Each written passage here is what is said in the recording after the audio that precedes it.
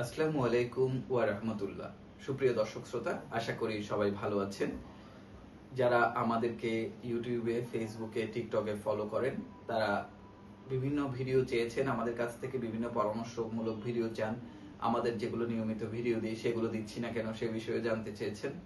আসলে বিভিন্ন কারণে, আমার ব্যস্ততার কারণে, যেহেতু আমি সাংবাদিকতা করি, আমার ব্যস্ততার কারণে নিয়মিত ভিডিওগুলো এডিট করা কিংবা স্ক্রিপ্ট লেখা সম্ভব হয়ে উঠছে না। সে কারণে ভিডিও আমার কাছে অনেকগুলো ফুটেজ থাকার পরেও ভিডিও দেওয়া হচ্ছে না, মক্কা মদিনার ভিডিও। ইনশাল্লাহ আগামীতে আমরা চেষ্টা করব ভিডিওগুলো দেওয়ার জন্য। একটি বিষয়ে আপনারা বারবার পরামর্শ চাচ্ছেন, সেটি হচ্ছে সৌদি উমরা ভিসা, যেটি 1 বছর মেয়াদ করা হয়েছে, এই বিষয়ে জানতে চেয়েছেন। এই বিষয়টি আজকে বলার জন্য, আপনাদের সামনে খোলাসা করার জন্য আমরা এখানে উপস্থিত হয়েছি। এই ভিসাটি 1 বছরের জন্য আপনারা করতে পারবেন চাইলে। 1 বছরে যতবারই আসা যাওয়া করেন না কেন, 90 দিন, সর্বমোট 90 দিন সৌদি আরবে অবস্থান করতে পারবেন। আর আপনারা এই ভিসা দিয়ে 6 বার আসা যাওয়া করতে পারবেন। 6 বার মানে সহজভাবে যদি আমরা 15 দিন করে হিসাব করি, তাহলে 6 বার আপনারা আসা যাওয়া করতে পারবেন। আপনারা একবারে যদি 90 দিন থেকে ফেলেন, তাহলে এই ভিসার আপনার জন্য ভ্যালিডিটি শেষ হয়ে যাবে।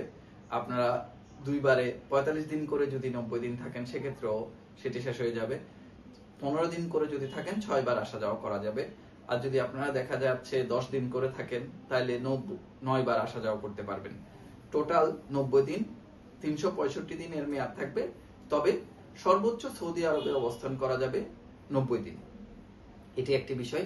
আর এভিসিটি ইস্যু করার পরে আপনারা যে প্ল্যাটফর্মের মাধ্যমে ইস্যু করবেন, যে কোম্পানির মাধ্যমে ইস্যু করবেন, সেম কোম্পানি থেকে পরবর্তীবার যে হোটেল এবং খাওয়া দাওয়া এবং অন্যান্য যে সার্ভিসগুলো, যে গাড়ির সার্ভিস, এগুলো বিষয়ে আপনারা নতুন করে প্যাকেজ ক্রিয়েট করতে হবে। এই জিনিসটি একটু মাথায় রাখবেন। সাম্প্রতিক সময়ে আরেকটি বিষয় যোগ হয়েছে, সেটি হচ্ছে খাবারও আপনারা নির্ধারিত যে ক্যাটারিং আছে, যে হোটেলগুলো আছে, সেখান থেকে নিতে হবে। তো এই জিনিসগুলো আপনারা খেয়াল রাখবেন।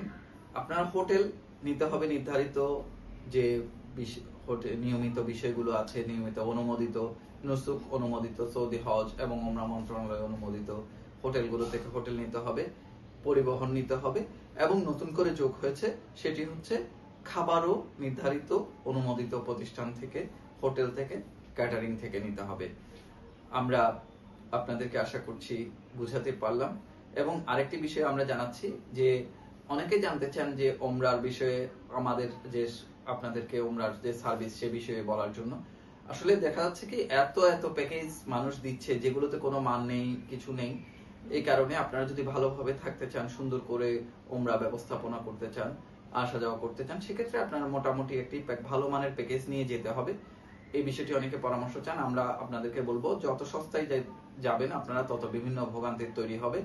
সে কারণে অনেক সময় আমরা আপনাদেরকে পরামর্শ দিই, ভালো মানের একটি প্যাকেজ আপনারা নেবেন এবং এই ক্ষেত্রে ভালো একটি পয়সা আপনারা খরচ করতে হবে। মাঝারি মানের প্যাকেজগুলো সবসময় মধ্যবিত্তদের জন্য ভালো। নিম্ন মানের প্যাকেজ না নিয়ে আপনারা ন্যূনতম মাঝারি মানের প্যাকেজগুলো নেবেন। সবাই ভালো থাকুন, সুস্থ থাকুন, সুন্দর থাকুন। সবার জন্য শুভকামনা। ধন্যবাদ সবাইকে।